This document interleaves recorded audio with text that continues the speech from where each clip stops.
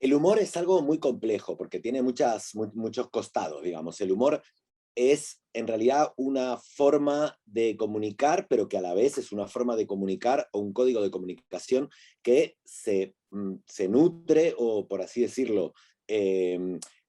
interviene en otros métodos de comunicación. Es decir, el humor puede ser humor verbal y humor no verbal. Y a la vez tenemos dos cosas del humor. Como el humor lo utilizamos en nuestra comunicación diaria, de hecho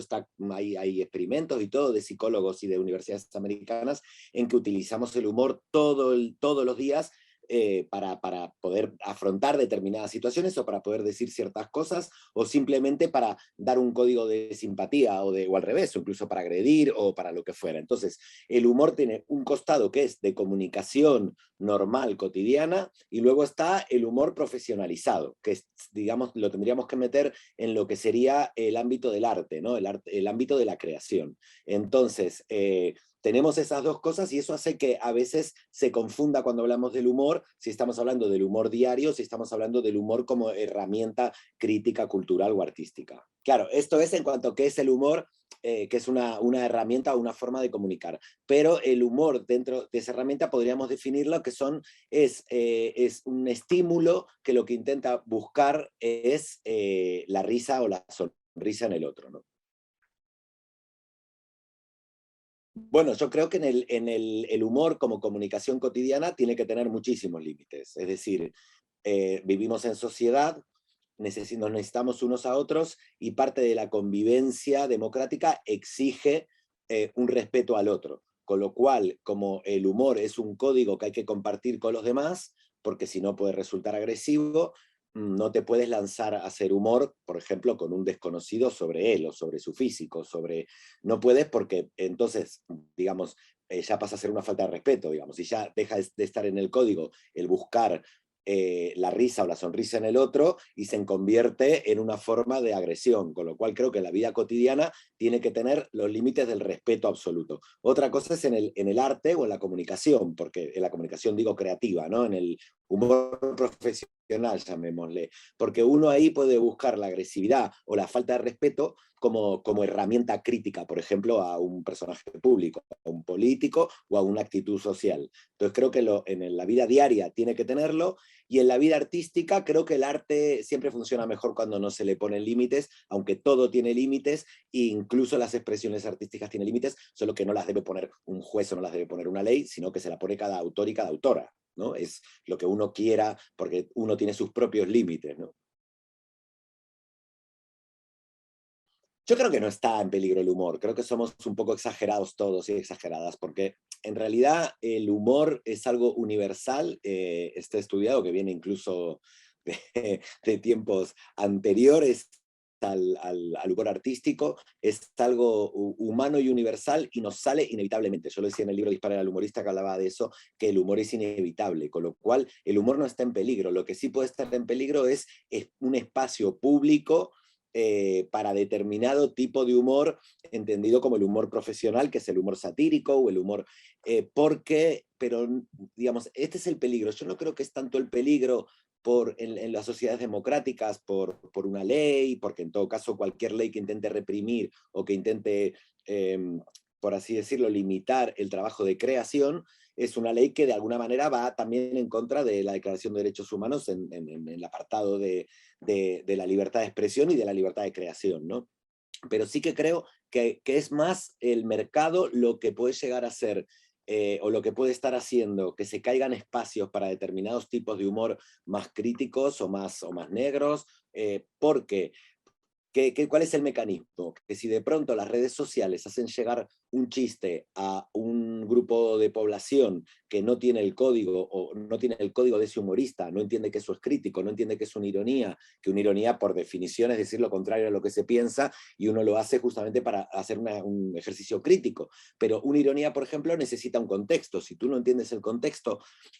no entiendes la ironía, ¿no? Por ejemplo, si yo le digo a un tipo que ha sido un asesino y yo soy un humorista gráfico y le digo, le doy el premio a la mejor persona del año, la gente que sabe que yo soy un humorista crítico que soy humanista y que estoy en contra estoy por el ser humano, por la vida, por el respeto, y estoy en contra de las tiranías y tal, entenderá que es una ironía. Pero si eso se quita de contexto por las redes sociales, alguien lo retuitea, lo manda para allá, se me puede crear un escándalo de gente que no conoce mi contexto, ni conoce el contexto del chiste, y creer que lo he hecho porque estoy diciendo que ser asesino es ser buena persona.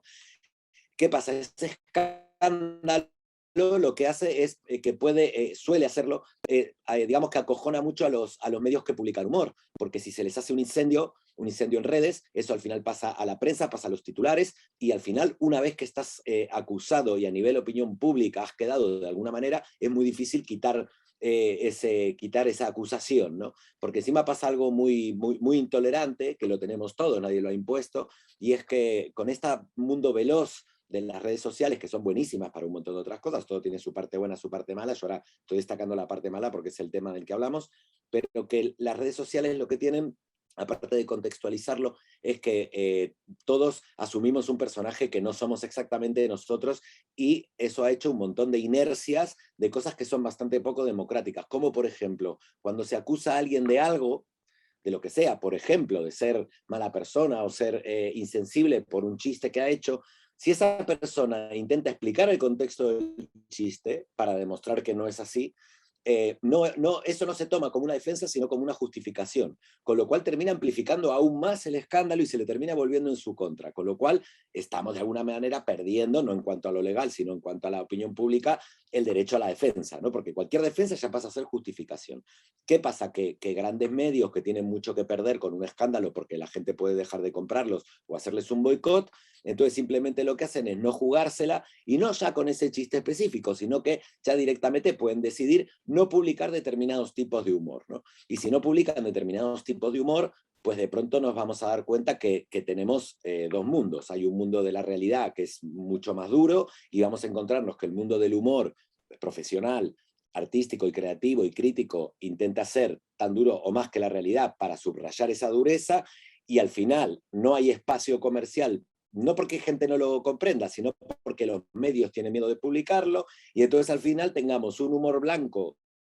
que al final va a ser un reflejo falso de la sociedad, porque va a ser un reflejo como si estuviera todo bien y el mundo fuera perfecto, cuando el mundo en realidad tiene un montón de problemas. Entonces creo que ese es el verdadero peligro. Y dentro de esto, no solo los medios, sino las grandes plataformas de comunicación. Creo que el gran problema para la libertad de expresión hoy en día, lo creo yo, no es tanto, que puede serlo, no lo sé, no lo tengo tan estudiado, pero o la cultura de la cancelación, o los ofendidos, o lo que fuera, porque en todo caso cada uno tiene derecho a expresar lo que le ofende porque es parte de la libertad de expresión, sino que por miedo a eso digamos, se autocensuren no solo los medios, sino que directamente no te lo dejen publicar Facebook, Instagram, Twitter, etc. Creo que el gran peligro para la libertad de expresión es la autocensura de las grandes plataformas globales, mucho más que el hecho de que la gente opine que tiene todo el derecho de que un chiste no le gustó.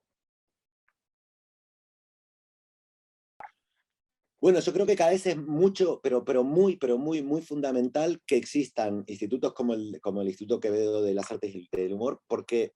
a ver, el Instituto Quevedo hace un trabajo que por ahí en los años 70 hubiera sido